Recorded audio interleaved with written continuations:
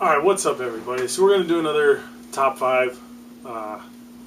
It's going to be a joint top 5 though, so that way we don't take up as much time because me and this guy could talk forever. Yeah. We're going to do top 5 fights this year for the most part. Like obviously there's going to be some that are left out and some that we couldn't necessarily think about.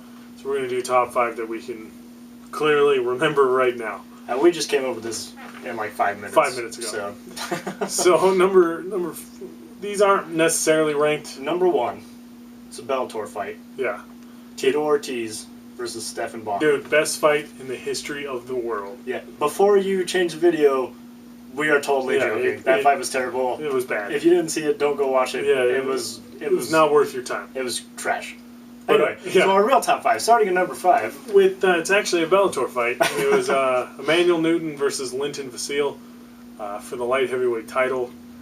Emmanuel Newton has been on a tear lately, like for the past 3-4 years actually. He's looked really good. He won the title against Attila Vey, and he's beaten King Mo. He's beaten spinning back fist from hell. Joey Beltran. He's beaten a lot of people. And he's kind of looked halfway effortless doing it. Like, his King Mo fight was supposed to be the hardest fight in the world, and he really didn't look like he had too much trouble, but he ran into Linton Vasile, and it was a good back-and-forth fight. Like, Vasile rocked him a couple of times. Newton, he was doing his unorthodox striking, and it was back and forth, and eventually, in the 5th round, Emmanuel Newton wore him down and got the rear naked choke. I think it was off of a bad shot. He just transferred to the back and locked up the rear naked choke real quick, and it was one of the best Bellator fights in a while. And it was good to see Emmanuel Newton keep his title because I think he doesn't get as much respect as he should as a legitimate 205-pounder. Like, in my opinion, he's solid top 10, if not top 15 in the world.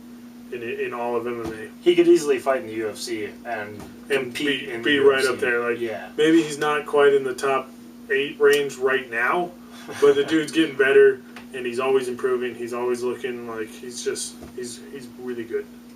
All right, so that's our number 5, Emmanuel Newton versus Linton Vasile. Yeah, number 4. You want me to do it? All right, number 4 is probably Matt Brown versus Eric Silva. It was a fight that on paper didn't make a whole lot of sense. Matt Brown had won 5 in a row. I think it was 5 in a row or 6 in a row at this point. And Eric Silva had not been able to put together back-to-back wins in the UFC yet. So it was like, why are they putting these two up against each other? But they came out like they both do all the time and brought it. Eric Silva rocked Matt Brown to the body almost immediately. People thought the fight was going to get stopped there, and it just, like, from then on, it just became this crazy, oh, man, it was... Eric Silva's a powerful welterweight, and he hasn't put back-to-back wins together, but he's also lost to some of the best welterweights out there. Yeah. Like, he's a really rare talent. If he could just get his head straight and focus and show up and have the same performance every time, consistent performances, he would definitely be a force to reckon with at welterweight, and still is a force to reckon with, but just at the later edge of the top 10 as opposed to the top 5. It's hard when you get matched up against Matt Brown or John Fitch or any of them. Like, it's hard to look good against those guys. They're killers, man. But yeah, that fight was crazy, and then it ended 3rd round TKO.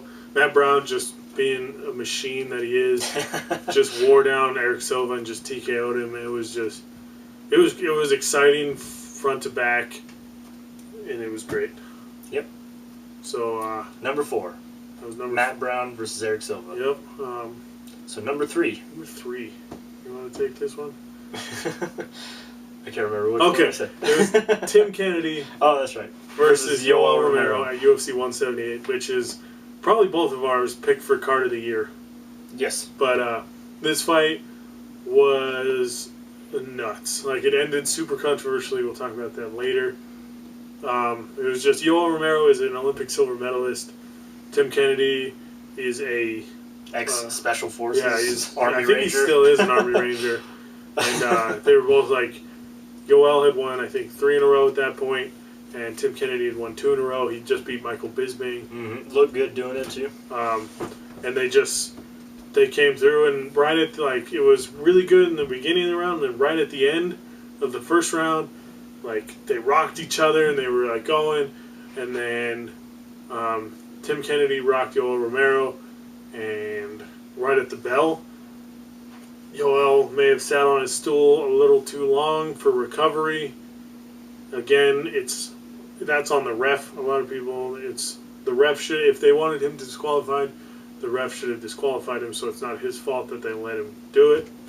And then right off the bat, second round starts, Yoel rocks Tim Kennedy, and then he ends up finishing the fight a minute later as Kennedy's trying to survive and rolling, and he's taking punches and everything. It was a crazy fight. It was very entertaining, if controversial. Yeah. It was still a really good fight. I still have a lot of respect for both those guys. I would love to watch them fight again. Yeah, if they rematch them, that's a fight I will absolutely tune in to watch, regardless of what else I'm doing that day. That was our number 3. Our number 1 and number 2 are very close. Yes, razor sharp. And I think our number 2 is going to be Johnny Hendricks versus Robbie Lawler 1. Yep. Back in March. This was a fight for the welterweight title that GSP had just vacated. And it was an absolute it was 4.5 rounds of them standing in front of each other, punching each other as hard as they could. It was like watching 2 boxers in a phone booth. Because they just stayed inside the pocket the whole time, just rocking, and they were both eating shots and rolling punches. It was just and that was first round, same thing. Second round, same thing. Third round, same thing. Fourth round, same thing. The only probably thing that puts this at number 2 was the 5th round. About halfway through, Hendricks scored a takedown and just kind of sat on Robbie Lawler. Didn't really try and improve. You could tell he was tired. He did the Phil Davis. He was surviving of just blanketing the guy. He was definitely blanketing him, not trying to put him away with strikes, not trying to submit him, not trying to pass. He was just locking him down to keep him down.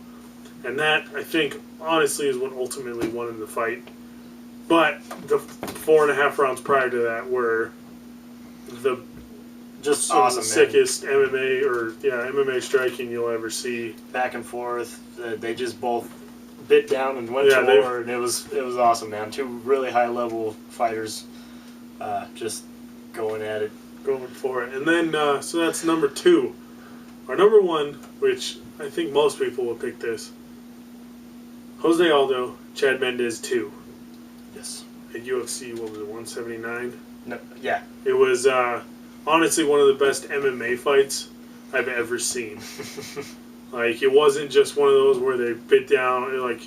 The Hendricks-Lawler fight was a strictly stand-up fight, and it was exciting because they were high-level strikers. This one, they had moments of that, but they also, the scrambles on the ground, at any time in this fight, you didn't know who was going to win.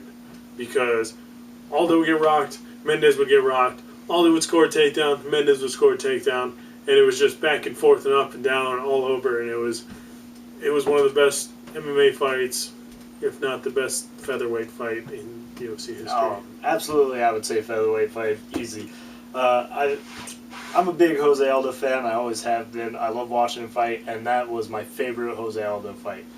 Chad Mendes really brought out the best in him. I could talk about Jose Aldo and or this fight for hours. Yeah. I mean, it was just a beautiful fight to watch on both guys' part. I'm a big Chad Mendes fan also, and watching them really just, the 2 best guys in the world at their weight class.